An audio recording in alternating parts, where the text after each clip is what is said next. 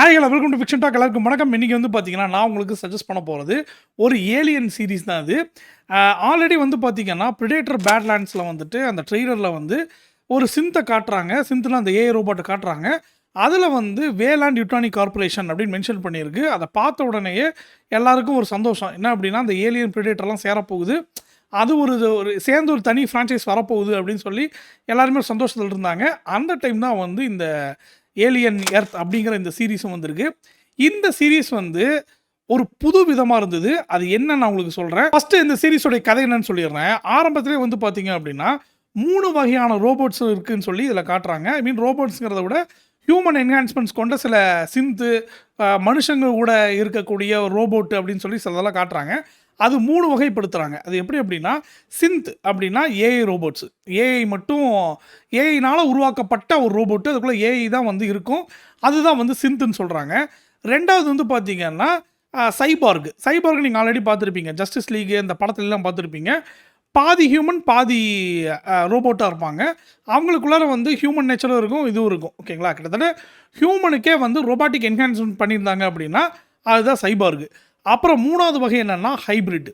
Hybrid என்ன கேட்டகரியில வராங்க அப்படின்னா, இப்போ ஒரு மனுஷனோட கான்ஷியஸ்னஸ் எடுத்து, இப்போ ஒருத்தன் இறந்துட்டான் அப்படின்னா, அவனோட கான்ஷியஸ்னஸ் அப்படியே எடுத்து ஒரு ரோபோட்டுக்கு குடுத்தோன்னு வைங்களேன், அவன் எந்திரிச்சு பார்க்கும்போது தான் ஒரு ரோபோட்டா இருப்பான். ஆனா அவனுக்கு மனித உணர்வுகள் எல்லாமே இருக்கும்.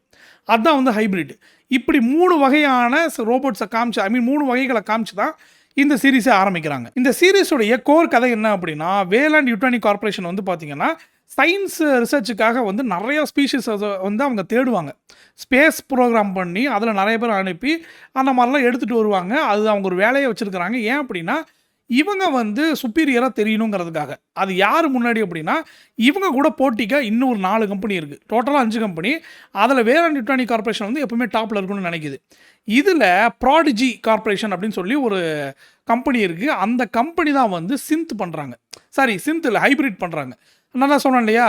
மனித உணர்வுகள எடுத்து ரோபோட்டுக்கு வைக்கிறது. அந்த விஷயம் அவங்க பண்ணிட்டு இருக்கிறாங்க. அந்த கம்பெனிய நடத்துறது வந்து பார்த்தீங்கன்னா, பாய் கவலியர் அப்படிங்கிற ஒரு பையன் தான்.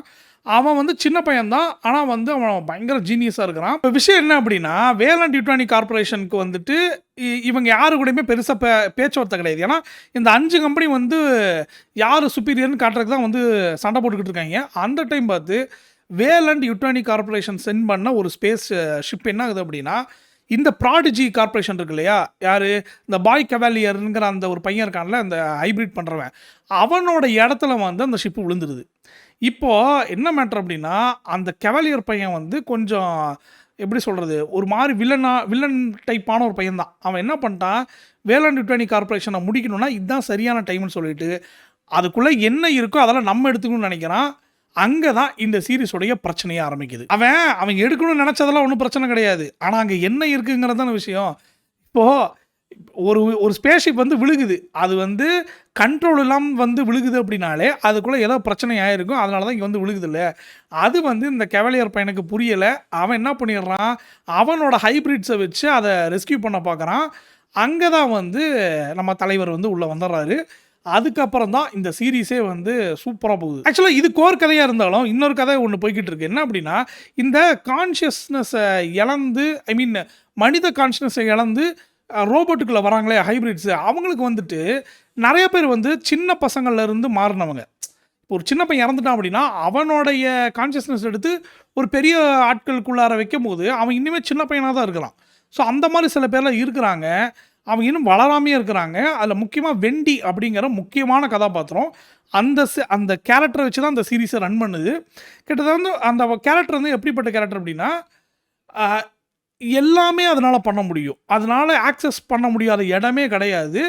கவாலியர் பண்ண அந்த பாய் கவாலியருங்கிற அந்த பையன் பண்ண பெரிய தப்பு என்ன அப்படின்னா, எல்லா ஆக்சஸையும் இந்த வெண்டிங்கிற இந்த ஹைபிரிட்ட கொடுத்தது தான் வந்து பெரிய தப்பு. ஏன் அப்படின்னா, அதுக்கு வந்து ஒரு சில ஞாபகங்கள்லாம் இருக்குது. தன் அண்ணனை பற்றிலாம்.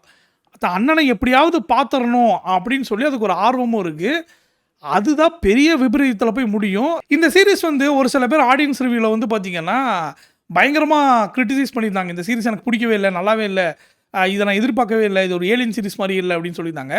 எனக்கு என்ன தோணுச்சு அப்படின்னா, எனக்கு ஏன் இந்த சீரிஸ் பிடிச்சது அப்படின்னா, நம்ம வந்து ஒரு ஸ்பேஸ் ஷட்டில் போகிறாங்க. நம்ம இது வரைக்கும் நீங்கள் ஏலியன் படங்கள் எல்லாம் பாருங்களேன், பூமி காமிச்சிருக்க மாட்டாங்க. எங்கிருந்து அந்த ஸ்பேஸ் ஷட்டில் வந்ததோ அந்த இடத்த நம்ம அதிகமாக பார்த்தது கிடையாது. ப்ரொமீத்தியஸில் மேபி பார்த்துருப்போம். இது கவனன்ட் இருக்கு இல்லையா, அதில் நம்ம பார்த்துருப்போம். அண்ட் சொல்ல மறந்துட்டேன், இது ஞாபகம் வச்சுக்கோங்க. இந்த சீரிஸ் பார்க்குறதுக்கு முன்னாடி ப்ரீக்குவலாக வந்து நீங்கள் பார்க்க வேண்டியது வந்து ப்ரொமீத்தியஸ் அண்ட் கவனன்ட். அது பார்க்கணும்னு அவசியம் இல்லை, பட் வருஷமாக பார்க்கும்போது அப்படி தான் வருது. ஒரு க்ரோனாலஜிக்கல் ஆர்டர்னு சொல்லுவாங்க இல்லையா, அதுபடி பார்க்கும்போது ஃபஸ்ட்டு வந்து ப்ரொமீத்தியஸ் வருது, செகண்ட் வந்து கவனன்ட் வருது, மூணாவது ஏலியன் அர்த்து, அதுக்கப்புறம் மற்ற அப்படியே எல்லா ஏலியன் மூவிஸும் வருது. ஓகேங்களா?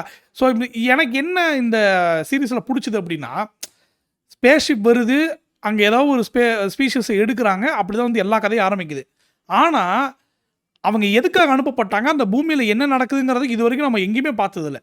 அதுதான் வந்து இந்த ஏலியன் நேரத்தில் காட்டுறாங்க. இங்கே என்ன மாதிரி ஆட்கள் இருக்கிறாங்க, ஒரு ஒரு ஸ்பேஸ் ஷட்டில் உருவாக்கி அவ்வளோ ஸ்பீஷஸை பிடிக்கக்கூடிய அளவுக்கு சயின்டிஸ்ட் இருக்கிறாங்க அப்படின்னா அவங்கள நம்ம காட்டணும் இல்லையா, அதை தான் வந்து இந்த சீரிஸ் பண்ணியிருக்கு. ஸோ அந்த பாயிண்ட் ஆஃப் வியூ எனக்கு ரொம்ப பிடிச்சிருக்கு. சீரிஸ் வந்துட்டு நீங்கள் நினைக்கிற மாதிரி ரொம்ப ஃபாஸ்ட்டாக அப்படிலாம் போகாது. ஒரு ஸ்லோபர்னான ஒரு சீரிஸ் தான். இந்த சீரிஸில் குறைகள் இருக்குது, நான் இல்லைன்னு சொல்லவே மாட்டேன். எல்லாமே பிரமாதம், அப்படியே இது பார்த்தீங்கன்னா அப்படியே மாஸ்டர் பீஸ் அப்படின்லாம் சொல்ல.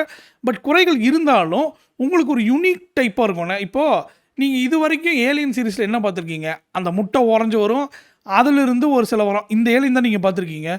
இதில் இன்னும் நிறையா டைப் ஆஃப் ஏலியன்ஸ் காட்டுவானுங்க, ஒவ்வொன்றும் ஒவ்வொரு விதமாக இருக்கும். நமக்கே பார்க்கும்போது ஆச்சரியமாக இருக்கும். ஸோ இந்த மாதிரி டைப்லாம் இருக்குது அப்படிங்கிற புது புது ஏலியன்ஸ் காட்டியிருப்பாங்க. கண்ணு ஏலியன் ஒன்று இருக்கும். ஐ மீன் ஒரு கண்ணு தான் ஏலியனு, அது லிட்டரலி கண்ணாக இருக்கும். அது என்ன பண்ணும் தெரியுமா, ஒருத்தனோட உடம்புக்குள்ளே போய் அவனோட கண்ணை தூக்கி போட்டு இது அங்கே உட்காந்துக்கும். உட்காந்துட்டு என்ன பண்ண ஆரம்பிச்சிடும், அவனோட பாடியை இது எடுத்துக்கும். அண்ட் முக்கியமாக சொல்லணும்னா அது பயங்கர இன்டெலிஜென்ட்டான ஒரு ஏலியன். அது அந்த ஏலியன் இது இன்ட்ரடியூஸ் பண்ணியிருக்கிறாங்க. இந்த மாதிரி நிறையா விஷயம் வந்து இந்த சீரீஸில் இருக்குது. நான் இதுக்கு மேலே பேசினா கண்டிப்பாக நானே எல்லாத்தையும் ஸ்பாயில் பண்ணிடுவேன். ஸோ நீங்கள் போய் பாருங்கள். இது ஜியோ ஹாட்ஸ்டாரில் தமிழ் டப்பிங்கில் அவைலபிளாக இருக்குது. முக்கியமாக சொல்லணும் அப்படின்னா டப்பிங் நல்லா இருக்குது, தமிழ் டப்பிங் சூப்பராக பண்ணியிருக்கிறாங்க. ஸோ போய் பாருங்கள், பார்த்துட்டு உங்களுக்கு என்ன தோணுச்சுன்னு சொல்லி கமெண்ட்ஸில் சொல்லுங்கள். நான் அடுத்த வீடியோவில் வேற ஒரு சஜஷனோட நான் உங்களை மீட் பண்ணுறேன். Thank you so much.